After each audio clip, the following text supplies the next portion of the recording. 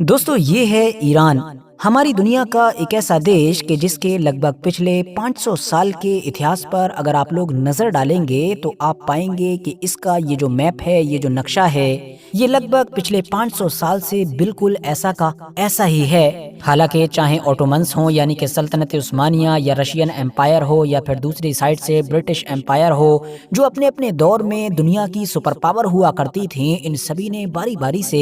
Iran को अपनी अपनी सल्तनतों में मिलाने की कोशिश की, लेकिन ये सारी ताकतें हमेशा नाकामयाब साबित हुई। हालांकि कभी कभी कुछ बदलाव जरूर हुए, लेकिन वो बहुत माइनर और बहुत थोड़े वक्त के लिए थे, वरना रफली ईरान का मैप बिल्कुल ऐसा ही बना रहा। बात सिर्फ 500 साल की ही नहीं है, बल्कि अगर इससे भी पीछे जाएंगे यानी हजारों साल का इतिहास देखेंगे तो उसमें भी 7वीं सदी की शुरुआत में मुसलमानों ने तो इसको फतह किया था, यानी खिलाफत राशिदा के दौर में। मगर उससे पहले सैकड़ों साल तक ईरान का ये नक्शा बिल्कुल ऐसा ही था। यहाँ पर पर्शियन एम्पायर का राज हुआ करता था कि जिसको दुनिया की कोई भी ताकत नहीं हरा पाती थी। उस दौर की दूसरी और सबसे बड़ी ताकत यानी कि रोमन एम्पायर हमेशा पर्शिया से जंग तो करता था, इसको डिस्ट्रॉय करने की और इस पर कब्जा करने की कोशिश तो करता था, लेकिन वो भी अपने इस मकसद में कभी कामयाब नहीं हो पाया था। बात करें अब अगर मौजूदा दौर की, तो जैसा कि हम जानते हैं कि पिछले एक साल से लगातार इजराइल ये कोशिश कर रहा है कि किसी तरीके से इस मौजूदा चलने वाली जंग में अमेरिका और ईरान को ड्रैग किया जाए और किसी तरीके से वो जंग के जो इस वक्त फिलिस्तीन और इजराइल के बीच है उसको ईरान वर्सेस अमेरिका या फिर ईरान वर्सेस इंटायर वेस्ट बना दिया जाए। मगर जैसा कि हम जानते हैं कि इजराइल की लाख कोशिशों के बावजूद अमेरिका शुरू से ही किसी भी कंडीशन में ईरान के खिलाफ जंग में जाने के लिए तैयार नजर नहीं आ रहा है। और उसकी वजह यही है कि क्योंकि वेस्ट में बैठे हुए एक्सपर्ट्स का आज भी यही मानना है कि ईरान के ऊपर हमला करना, उसके खिलाफ डायरेक्ट जंग छेड़ना एक टेरिबल आइडिया है, एक ऐसा आइडिया कि जो बड़ी ही तेजी के साथ बैकफायर कर सकता है। आसान भाषा में कहूँ तो ये कदम ईरान पर हमला करने वाले को या ईरान को इन्वेड करने वाले को ही बर्बाद कर सकता है। मगर अब सवाल यही है कि आखिर ऐसा क्यों है? आखिर क्यों ईरान को जीतना, ईरान को इन्वेड करना लगभग नामुमकिन माना जाता है? क्यों दुनिया के इतिहास की बड़ी बड़ी ताकतें अपनी सारी ताकतें लगाकर भी ईरान पर कंट्रोल नहीं जमा पाती थीं? और आज से सिर्फ 40 से 45 साल पहले इराक के लीडर सद्दाम हुसैन की जब ताकतवर आर्मी ईरान के अंदर घुसी थी तो उसको किस अजीबोगरीब और खतरनाक चीजों का सामना करना पड़ा था। तो चलिए अब अपने इन सारे ही सवालों के जवाब जानने की कोशिश करते हैं। RH नेटवर्क के नॉलेजेबल फ्रेंड्स, आज के दौर में जब कभी भी हम लोग ईरान की ताकत के बारे में सोचते हैं तो जिन चंद चीजों का ख्याल हमारे दिमाग में सबसे पहले आता है उनमें एक तो उसके प्रॉक्सीज ग्रुप होते हैं, जैसा कि हिजबुल्ला, हूती या फिर सीरिया और इराक में मौजूद बाकी तंजीमें, जो न सिर्फ आज के दौर में हद से ज़्यादा ताकतवर हो चुकी हैं, बल्कि उनके बारे में ये भी माना जाता है कि जब कभी भी कोई भी दुश्मन ईरान से जंग करेगा तो उसको पहले इनसे लड़ना होगा। इसके अलावा हमारे दिमाग में ईरान की उस ड्रोन टेक्नोलॉजी का ख्याल आता है कि जो न सिर्फ वक्त के साथ ऊपर से ऊपर जा रही है, बल्कि उसने अपने आप को यूक्रेन और रशिया की जंग में साबित भी किया है। या फिर मिसाइल टेक्नोलॉजी के जिस मामले में ईरान आज के दौर में मिडिल ईस्ट में सुपर पावर माना जाता है।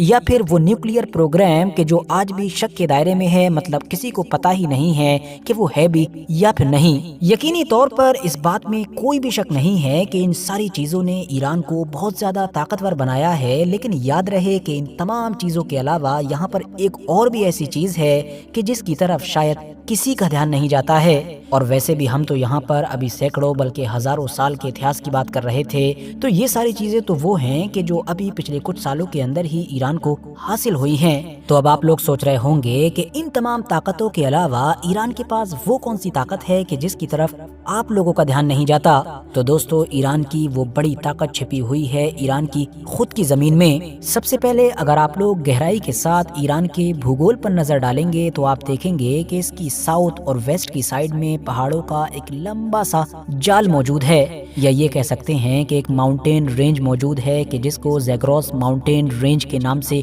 जाना जाता है। ये ईरान की कोस्ट लाइन से लेकर ऊपर इराक और फिर इराक को क्रॉस करते हुए ऊपर टर्की तक जाती है। और इंटरेस्टिंग बात ये है कि खतरनाक और मुश्किल से भरे हुए पहाड़ों का ये एक लंबा जाल नेचुरली ईरान की हिफाजत करता है। ये पूरा इलाका काफी पथरीला है जिसको क्रॉस करना बहुत ज्यादा मुश्किल माना जाता है। اس کا ایران کو کتنا زیادہ فائدہ ہوتا ہے، اس چیز کا اندازہ اس بات سے لگایا جا سکتا ہے کہ 1980 میں جب صدام حسین کی عراق کی آرمی نے ایران کے اوپر حملہ کیا تو ان لوگوں کا یہ پلان تھا کہ ایران جو ہمارے سامنے ابھی بہت کمزور ہے، اس کے اندر ہم بڑی تیزی کے ساتھ گھستے چلے جائیں گے اور چند مہینوں میں ہی زیادہ تر ایران کے علاقے پر ہمارا کنٹرول ہوگا، اور پھر ہم ایران میں آئے ہوئے اس نئے انقلاب کو پوری طریقے سے ختم کر دیں گے کہ جس کے ایران سے نکل کر عراق سمیت باقی عرب دیشوں میں پھیلنے کا خطرہ عرب کے لیڈرز کو ستا رہا تھا۔ لیکن یہ سارا پلان دھرا کا دھرا رہ گیا، کیونکہ ایک لمبی مدت کے بعد بھی عراق کی فوج انہی پہاڑوں کی وجہ سے زیادہ آگے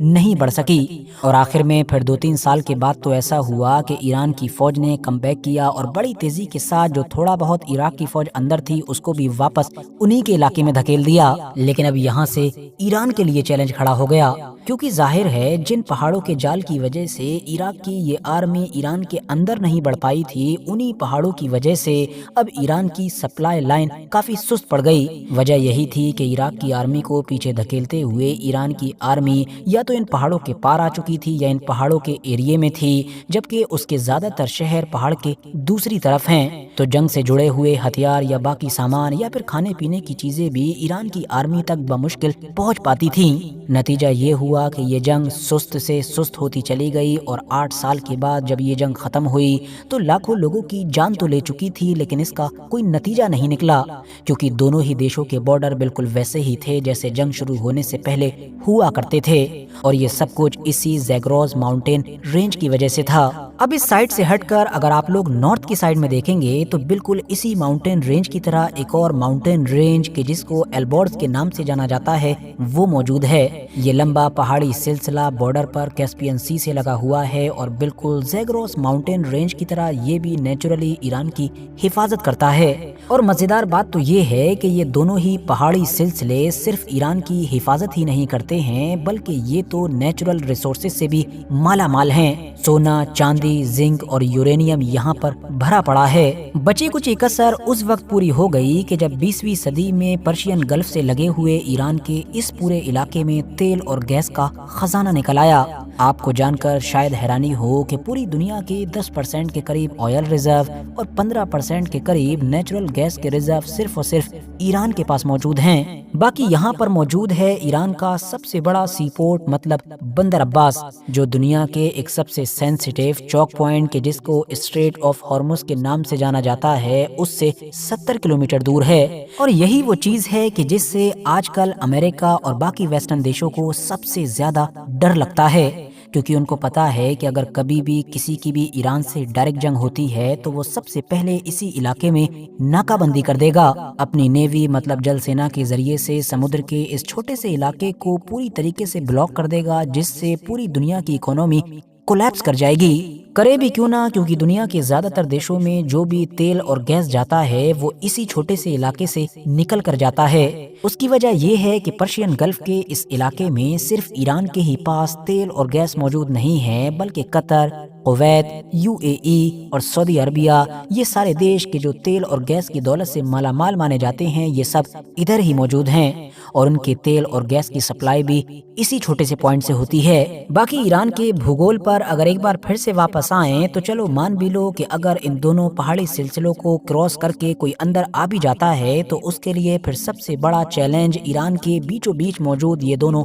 ریگستان ہوں گے، جن کو دشت لوت اور دشت کویر کے نام سے جانا جاتا ہے۔ اس میں سے یہ جو دشت لوت ہے اس کو تو دنیا کی سب سے گرم جگہ مانا جاتا ہے، وہ اس لیے کیونکہ سن 2005 میں یہاں پر 70 ڈگری ٹیمپریچر ریکارڈ کیا گیا تھا۔ تو کل ملا کر دنیا کے نقشے میں ہم لوگوں کو یہ جو بڑا سا ایران نظر آتا ہے اس کی زمین اندر سے بہت سارے چیلنجز سے بھری پڑی ہے۔ اس کے زیادہ تر شہر دونوں پہاڑوں کے بیچ میں موجود ہیں جو ان کو بہت زیادہ محفوظ کرتے ہیں، جبکہ بچی کچی کسر یہ ریگستان پوری کر دیتے ہیں۔ یہی وہ سارے چیلنجز ہیں کہ جن کی وجہ سے اتہاس میں ہمیشہ سے ہی ایران کو انویٹ کرنا مطلب اس میں انٹر کرنا اور پھر انٹر کر जाने के बाद भी इस पर कंट्रोल बनाए रखना लगभग नामुमकिन माना जाता है। और अब नए दौर में तो जैसा कि हम शुरू में ही जान चुके हैं कि ईरान ने अपनी ज़मीन से बाहर निकलकर भी अपनी बहुत सारी ताकतें पैदा कर ली हैं, जैसा कि हिजबुल्लाह, हूती या फिर इराक और सीरिया में मौजूद इसकी और भी एक्टिव तंजीमें। और ये सारे वो ताकतवर ग्रुप हैं कि जो ईरान के लिए एक कवर का काम करते हैं। स्पेशली अगर हूती पर ही नज़र डालें तो जिस तरह से ईरान का स्ट्रेट ऑफ हॉर्मुज पर कब्जा है, तो वैसे ही हूतियों का बाबुल मंदेब पर कब्जा है। तो कुल मिलाकर दुनिया के ये दोनों ही सेंसिटिव पॉइंट इनडायरेक्टली या डायरेक्टली ईरान के ही अंडर में हैं, और ईरान इनके जरिए से जब चाहे दुनिया को और स्पेशली वेस्ट को ब्लैकमेल कर सकता है। फिलहाल दोस्तों, इसी के साथ आज की अपनी वीडियो को भी हम यहीं पर ख़त्म करते हैं। वीडियो पसंद आने पर न सिर्फ वीडियो को लाइक करें बल्कि अपने फ्रेंड्स के साथ भी ज़रूर शेयर करें, और ऐसे ही नॉलेजेबल और हिस्टोरिकल वीडियोस हमेशा देखने के लिए हमारे इस चैनल को सब्सक्राइब करने के साथ साथ बेल आइकन को ज़रूर प्रेस करें।